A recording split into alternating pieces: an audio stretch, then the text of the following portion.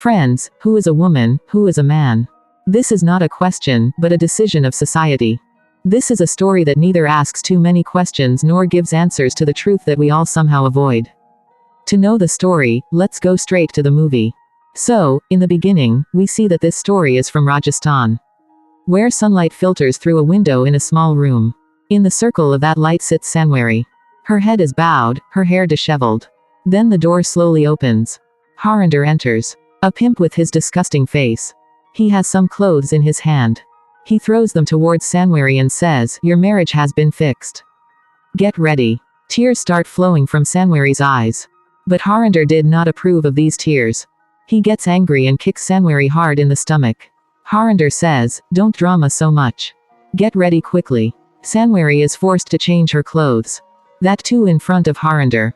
She stands ready. Harinder laughs and says, "Who would say that you are not a woman, you are just one." And here it is revealed that Sanwari refuses to marry because she knows her truth and fears that the person she marries might abandon her. After some time, two men come to Harinder's house. Bhairav and Banwar. Bhairav has come to see a girl for his nephew's marriage. Everyone is sitting. They wait for Sanwari to arrive. Sanwari comes out of the room. She walks slowly. Harinder steps forward and says, "Remove the veil, her name is Sanwari." Sanwari is silent. Her head is bowed. Harinder comes near her and without hesitation points to her body. "Look at her waist, back, gait, everything." But Banwar hesitates and asks to see Sanwari's documents.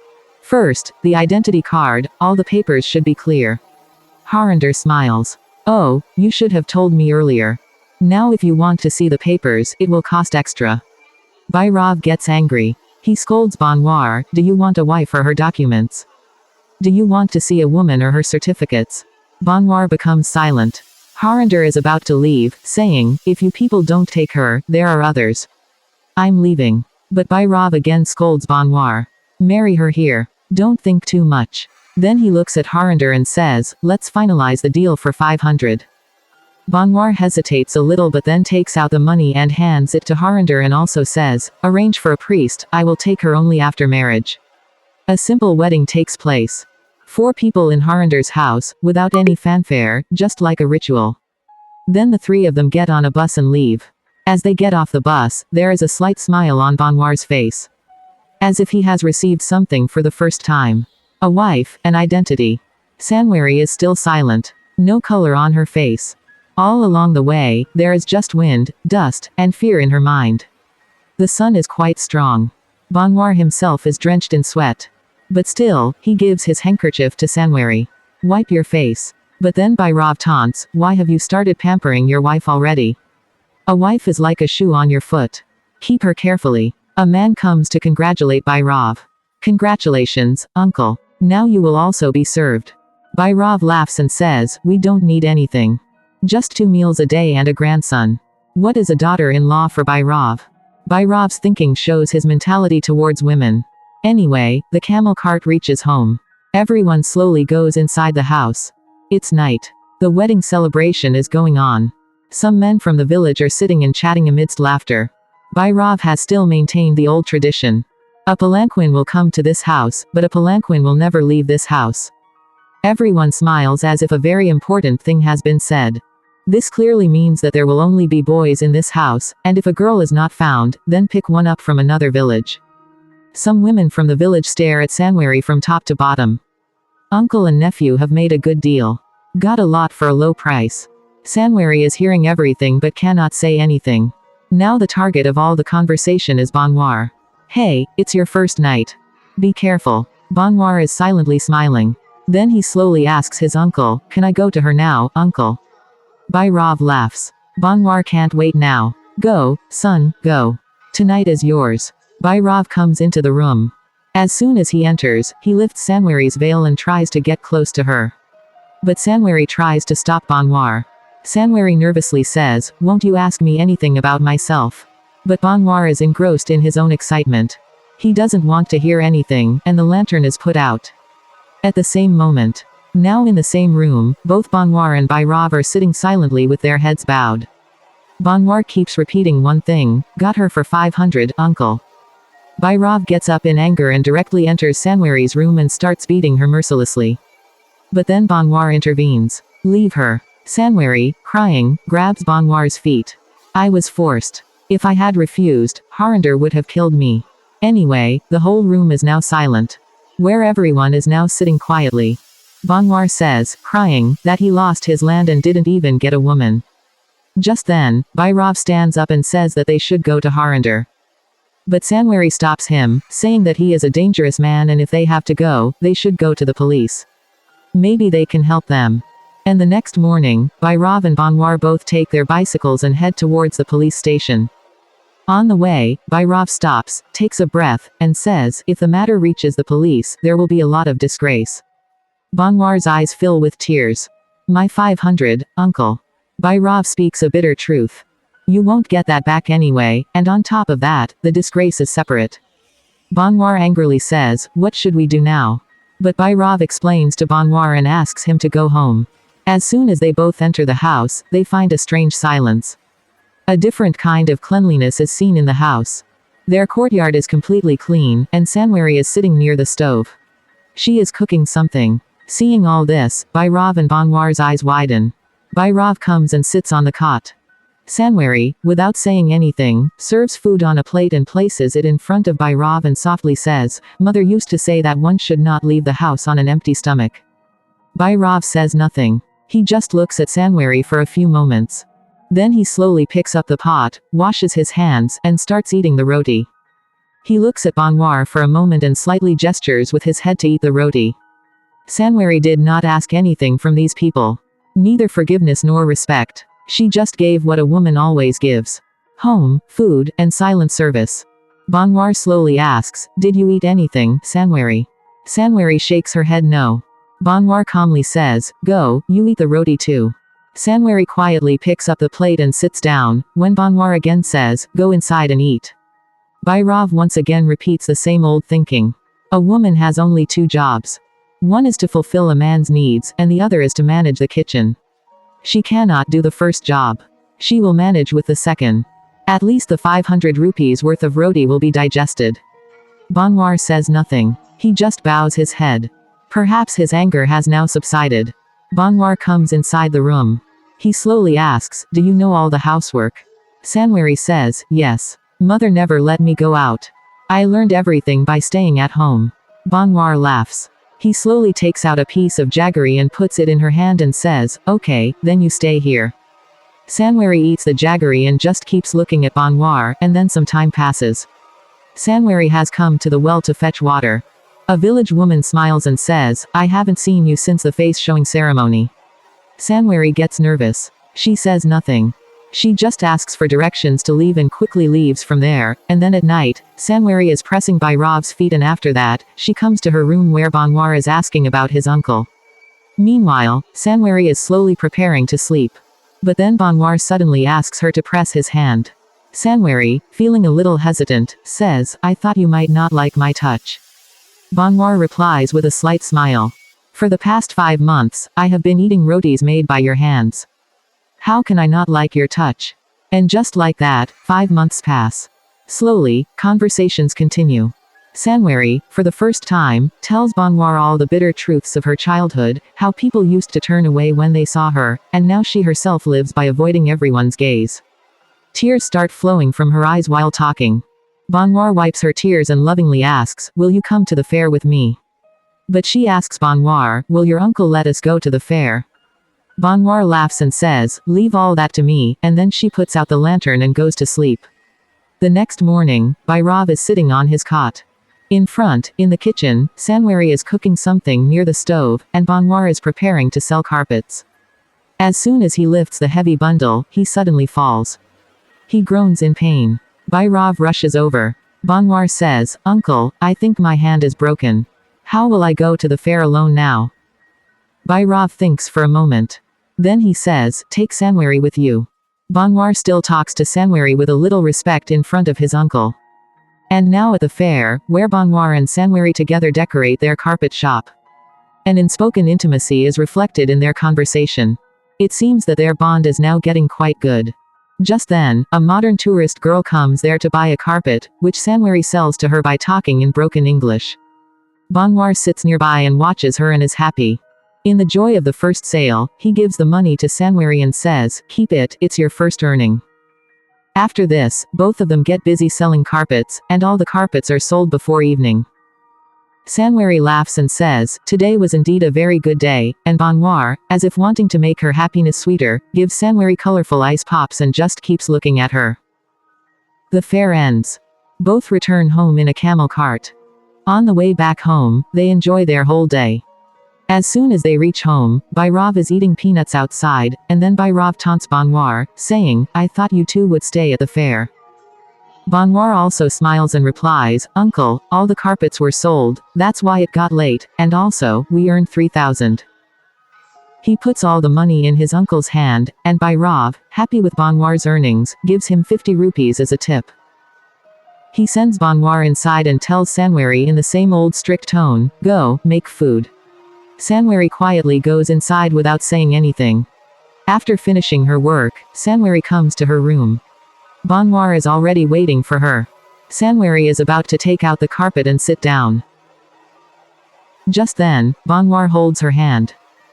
"Stop, I brought something for you," and he places small earrings on her palm. Sanwari's eyes light up. No one had ever given her so much affection in such a small thing. Banwar says, "Wear them." Sanwari, a little shy, says, "You put them on me." And this is the moment when two strangers, who were bound by a forced bond, now start coming closer to each other willingly. Banwar touches Sanwari for the first time, and for Sanwari, this is the first time someone touches her like this, with love and respect. Yes, even though Sanwari is a eunuch. That's why they both feel each other in a way that they are comfortable with. The next morning, Sanwari gives lassi to Bhairav. When she asks for herself if she can drink it, Bhairav snaps, "You always keep asking for food. Go, give it to Banwar in the field." But Sanwari doesn't need anything more than this, she just smiles, perhaps that's what she wanted. She takes the lassi and goes towards the field, but instead of giving it directly to Banwar, she hides it behind a tree. Banwar smiles, picks up the pot, drinks the lassi, and calls out, "Come out, I understand you are here." Sanwari comes out shyly. Banwar asks, "How did uncle let you come?" Sanwari smiles and replies, "I just came." She shows Banwar a painting on a paper. Ardhanarishvara, half man, half woman. Banwar keeps looking at that picture for a long time. Then he says, "Perhaps God has also given me this blessing in your form." Friends, everyone must have heard this story of why Shiva took the form of Ardhanarishvara, so that creation could be operated and both the male and female aspects could be shown. At night, Bhairav is chatting with some men from the village, where everyone is talking about how women should be kept. Because in their eyes, a woman is just a shoe on the foot who has no right to speak. But in the course of conversation, a man from the village tells Bhairav when he will play with his grandsons, and hearing all this, Bhairav becomes completely numb, wondering how this will be possible. And now, while eating, Bhairav is already quiet and irritated. While eating, Banwar talks about the field. With a heavy heart from the villagers' talk, his gaze falls on Sanwari, and he taunts, "The 500 rupees also have to be recovered." Var takes a deep breath and says, "You talk as if she's not a human being." But for Bhairav, the truth is, Sanwari is just a commodity. With the same indifference, he asks her to turn up the heat, and then says, "Go to the doctor in a day or two. Ask him for infertility medicine." Surprise appears on Bavar's face. He looks at his uncle. Bhairav says without hesitation, "There's talk in the village about your children. Something has to be done." Just then, Bavar's patience breaks. "I lost my land, my money, and I couldn't find a wife. On top of that, if a girl is born, you kill her by feeding her opium. That's why I had to bring a girl from another village." Bavar is furious. He kicks the cot hard, slams the door, and storms out of the house. Meanwhile, Savari sits beside the cot, a listlessness in her eyes, the same question on her face, "Is all this ruined because of me?" Then she goes to her room and sits in a corner, crying silently. A little while later, Banwar comes staggering. Sanwari is frightened by the sight of him. But Banwar says nothing. He comes quietly and lies down on the cot, face turned. Then, suddenly, turning over, his eyes fall on Sanwari sitting in the corner. She is still sitting there, crying. Without moving or speaking, Banwar gets up. He slowly approaches her and sits beside her. But poor Sanwari continues to cry, begging Banwar what God has made her into. She apologizes for causing the fight between Banwar and her uncle. Banwar embraces Sawari. Sawari, weeping, tells Banwar that they should run away. But Banwar says he doesn't have the courage and tells him that he had a sister. His mother kept yelling at him to feed the baby. But the uncle left the girl to suffer from hunger, and she eventually died of starvation. Banwar explains that he couldn't do anything then, and he still can't. Banwar, smiling, shares with Savari about his parents. But Savari, sensing his sadness, slowly draws closer to him. Meanwhile, in the middle of the night, Bhairava gets up to drink water. But there's no water nearby, so he moves closer. Just then, he hears Sanvari's voice from the closet, the sound of intercourse. Bhairava peeks through the window and sees Bavar and Sanvari together, close together. He pauses for a moment, but then slowly understands why Banwar is so supportive of Sanvari. In the morning, when Sanvari sits by the stove cooking, Banwar comes out of the closet and bends down to fetch water. Just then, Sanvari quickly gets up and gives him water. She also offers him her dupatta to wipe his face. Bhairav taunts Banwar, saying, "Now this woman does all the work. But why did you forget to keep water at night?" Hearing this, Sauri's face falls. Bavar picks up his bicycle and heads for the fields. Sadly, Sauri brings him some bread. Bavar looks at her. With a slight smile, he says, "Don't be sad. I'll bring something for you in the evening." It's nighttime. Sauri is massaging Bhairava's feet as usual. But today, Bhairava's attitude towards Sauri has changed. Bhairava suggests she massage his shoulder too. Sauri musters courage and massages Tao's shoulder. But Tao now has a dirty look on Sauri. Sauri hesitates, telling Tao that Banrava is about to arrive, should she go to her room. Tao turns his face and says yes, it's okay. Sanwari was busy doing her work in the room. The door was open. Suddenly Bhairaro enters and closes the door as soon as he comes. She gets shocked. She quickly gets up and adjusting her dupatta asks if she needs the wire. But Bhairaro comes near her without answering. His hand shamelessly says, "I know everything. How do you keep Bawar happy?" "A little happy. Give it to me." Sanwari gets scared and steps back, but Bhairaro pounces on Sanwari. Sanwari desperately tries to defend herself, but Bhairava beats her mercilessly until she's half dead. Then, crossing all limits, Tao rapes her. When Bhavan returns in the dead of night, the room is plunged into complete darkness. He calls out to Sanwari repeatedly, but there's no response. Sanwari sits in a corner of the room, her clothes disheveled, her face drenched in tears. Bavar, seeing her in this state, runs to her. He bends down and asks, "What happened, Savari?" Then, in a trembling voice, Sanwari clings to his chest and breaks down, telling him everything about the brutality her uncle inflicted on her. Bavar's eyes turn bloodshot. He loses control. He rushes straight to his uncle and kicks the sleeping Bhairava off the cot. Without a word, he starts beating him like a dog. Tao defends himself with a disgusting remark, saying that it would have been wrong if he had done it with a woman, but he did it with a man who was half woman and half man. Hearing this, Banwar's rage reaches the seventh sky. He throws him to the ground and beats him repeatedly. Hearing the noise, the entire village gathers. People stop Banwar and save Tao.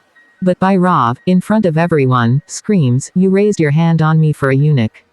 This is his wife." The villagers listen in stunned silence. Bawar simply trembles with anger. He repeatedly tells Tao to shut up and let it be. Now the villagers raise questions. "What is the truth, Bavar? Is your wife really a eunuch?" Bawar says nothing. He just stands silently alone. Tao loudly demands, "Convene a panchayat, and then the right decision will be made." And now the entire village crowds on one side, and Banwar alone on the other. Poor Banwar stands there weeping, while Sanwari weeps on the doorstep. Everything had been going well until now, but now the entire village will find out about Sanwari. And the next morning, the entire village is gathered. The panchayat has been held. One by one, the village boys begin mocking Banwar. Banwar doesn't even spare the eunuch, and Bhairav begins to act. The panchayat members question Banwar, but Banwar simply stands there, silent and composed. A few moments later, the panchayat members grow louder, demanding, Banwar, if you don't speak up now, the women of the village will see for themselves the truth beneath her skirt. Banwar folds his hands and declares, she's not a complete woman, and tries to tell the panchayat members the truth. But then Bhairav's old drama begins again. He refuses to let Banwar hear a single word. As Bawar tries to tell the truth, Tao tries his best to silence him. Crossing all boundaries, he grabs Sanwari's hair and declares, look at her face, anyone would be deceived. Sanwari is once again humiliated in front of everyone, and Banwar, standing behind, watching everything, is furious. But in the crowd, he can't do anything. Bhairav steps forward and approaches Banwar, who folds his hands and says, stop it, Tao, don't insult me anymore. But Bhairav, without listening to him, says, if you live with a eunuch, you're bound to be humiliated, son. In the midst of the panchayat, a man stands up and says, Panchaji, love can happen with anyone. Where does caste, gender, or identity matter? But Bhairav's friend, interrupting him, angrily says, after marriage, physical intimacy is most important. Without it, everything is dishonest. Bavar, who was silent till now, stood holding back his tears and said with a broken heart, my uncle had said so, what if she is there? Let's keep her. She will at least do the household chores. Bhairav denies that moment too. He says this is all fabricated here. The doctor also stands up and says, yes, Bavar came to me to get her infertility treated. Then Bhairav's friend says in front of Bavar, look, everyone, this is the same eunuch. He is her lover. Hearing this, Banwar's blood boils. He angrily grabs her collar and shakes her, declaring, I don't love any eunuch. But then, standing in the middle of the crowd, Sanwari steps forward. Tears welling in her eyes, she takes the blame, saying, I was the one who begged him for mercy. I told him to keep me in the house, and I was the one who seduced Banwar. The entire village falls silent. But the panchayat announces its decision. Sanwari will be expelled from this village, and Banwar, you will have to apologize to your uncle at his feet. Banwar is now helpless. He wants to support Sanwari, but is forced by society and falls to his knees, crying. Just then, Bhairav approaches, smiles, and says, there's still time, apologize. And Banwar, compelled, apologizes to his own uncle. Sanwari picks up her scarf from the ground. She pauses for a moment. Then, as she leaves, she turns back to look at Banwar. Perhaps she wants to say something.